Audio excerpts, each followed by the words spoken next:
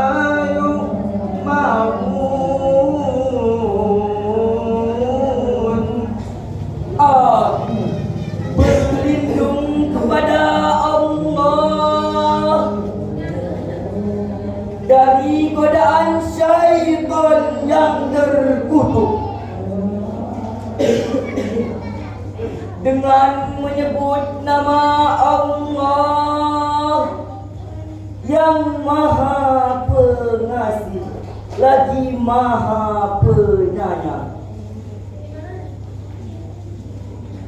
Hai orang-orang yang beriman, peliharalah dirimu dan keluargamu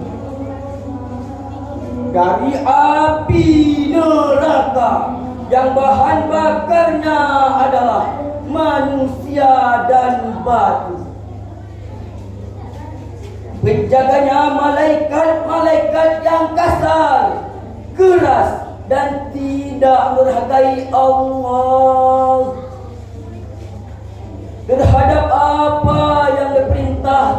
hina kepada mereka dan selalu mengerjakan apa yang diperintahkan. Dewan Hakim yang terhormat, hadirin yang diberi rahmat, kataku adalah yang berarti jagalah. Fi'lul amri min waqi. Artinya kataku ini adalah kata kerja untuk perintah dari Allah Subhanahu wa taala yang berarti wajib dikerjakan. Kaidah usul fikih mengatakan al-aslu fil amri lil wujub. Artinya hukum suatu perintah wajib dilaksanakan. Maksud ayat di atas adalah, wahai orang-orang beriman kepada Allah dan Rasulnya, jagalah diri kalian dengan mengajarkan dengan sesama kalian hal-hal yang dapat menjauhkan mereka dari api neraka. Selanjutnya, kata ahliku, artinya dan keluarga. Maksudnya adalah, ajarilah keluargamu cara taat kepada Allah, yang dengan itu mereka bisa terhindar dari api neraka. Ayat ke-6 surah At-Tahrim ini menggambarkan bahawa dakwah dan pendidikan harus bermula dari rumah. Ayat ini walaupun redaksional tertuju kepada kaum pria atau ayah, tetapi itu tidak bertujuan kepada mereka. Ayat ini tertuju kepada perempuan dan lelaki, ibu dan ayah. Pembentukan karakter diawali dari masing-masing keluarga dan akan berujung kepada pembentukan karakter anak bangsa. Hadirin sekalian yang berbahagia, keluarga merupakan benteng utama dan pertama dalam hal pembentukan karakter, dalam rangka mencetak generasi yang tangguh dalam mengemban pembangunan bangsa di masa yang akan datang. Karena disinilah madrasah pertama dan utama seorang anak.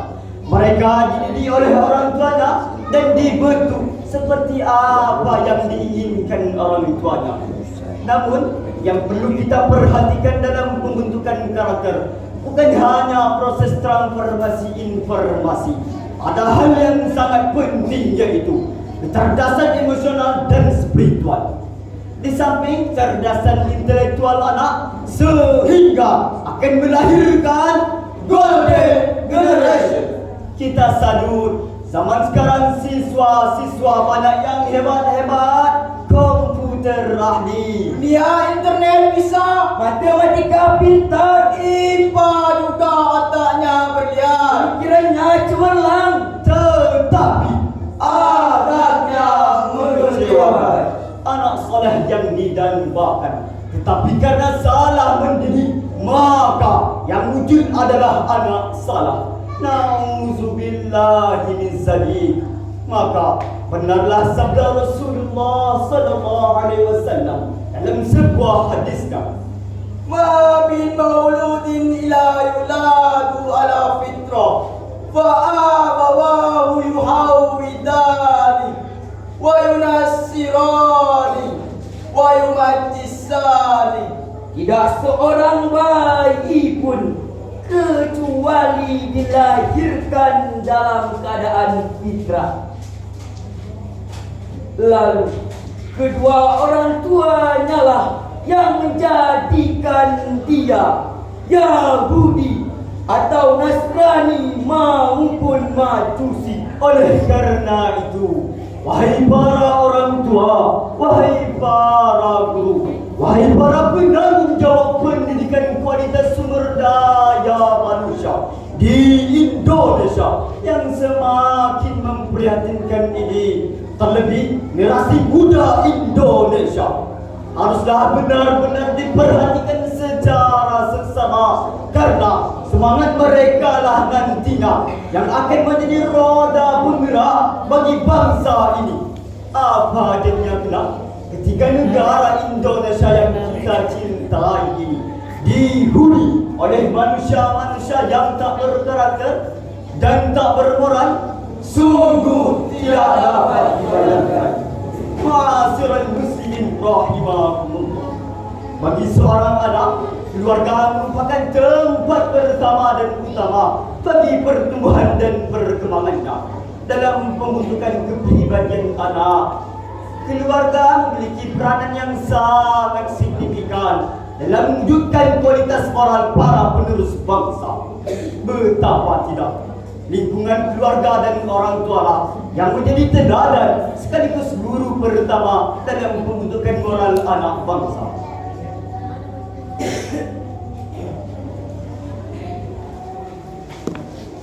Semangat.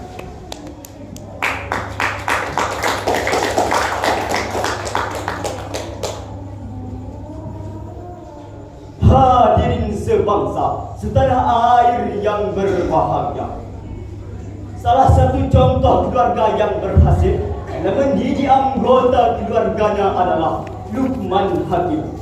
Dalam Al-Quran dijelaskan bahawa Allah telah memberikan iktibar melalui Luqman Al-Hakim sebagai sosok seorang pendidik dalam memberikan pendidikan kepada anaknya.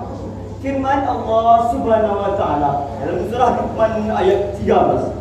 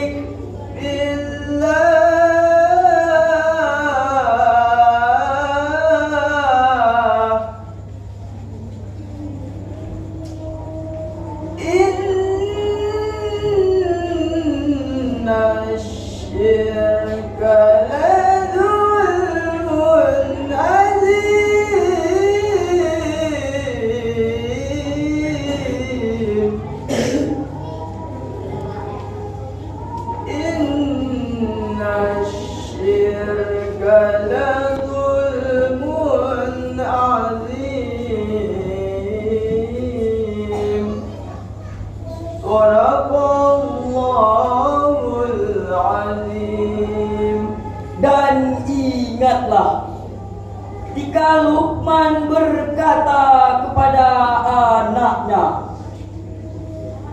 di waktu ia memberi pelajaran kepadanya, hai anakku, janganlah kamu mempersekutukan Allah.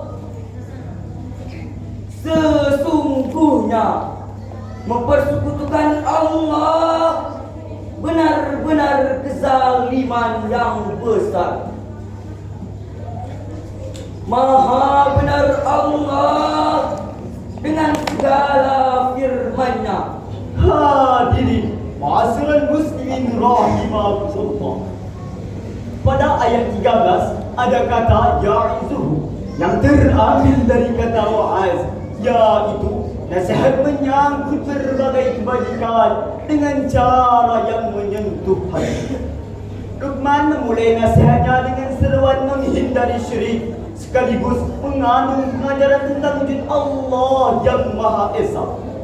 Dari ayat ini dipahami bahawa di antara kewajiban orang tua kepada anak-anaknya ialah memberi nasihat dan pelajaran sehingga anak-anaknya dapat menempuh jalan yang benar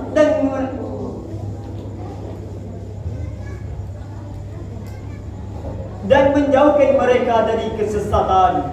Namun dalam realita, tidak sedikit anak-anak terzalim di tangan orang tuanya sendiri, bahkan lebih berjahat dari itu. Cara Sayyidina Luqman menyampaikan pesan itu wajib dicontoh oleh setiap orang tua sebagai langkah awal dalam pembentukan kepribadian dan moral yang baik pada anak. Apabila kita menginginkan terbentuknya kepribadian yang baik pada anak, tentu pelajaran-pelajaran yang baiklah yang harus dicontohkan.